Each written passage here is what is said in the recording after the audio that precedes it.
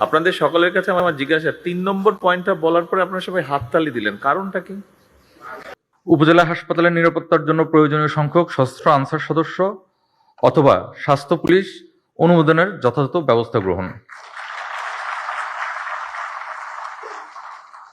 আপনাদের সকলের কাছে আমার জিজ্ঞাসা, ৩ নম্বর পয়েন্টটা বলার পরে আপনারা সবাই হাততালি দিলেন, কারণটা কি?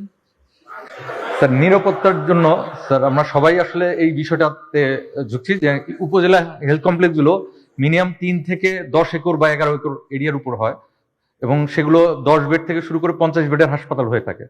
এখানে চিকিৎসক সংখ্যা সাধারণত ৮ থেকে ১০ জন থেকে শুরু করে ৩০ থেকে ৪০ জন চিকিৎসক কাজ করে, নার্স স্টাফ মিলিয়ে প্রায় অ্যারাউন্ড ১০০ থেকে ৩০০ স্টাফ কাজ করেন এবং এখানে রোগীর সংখ্যা উপজেলা ভিত্তিক ভিন্ন ভিন্ন, প্রচুর রোগী হয়। তো এই বিপুল সংখ্যক এই লোকজন আনাগোনা এবং এই বিশাল এরিয়া প্রোটেকশনের জন্য কোনো ধরনের নিরাপত্তার ব্যবস্থা নাই।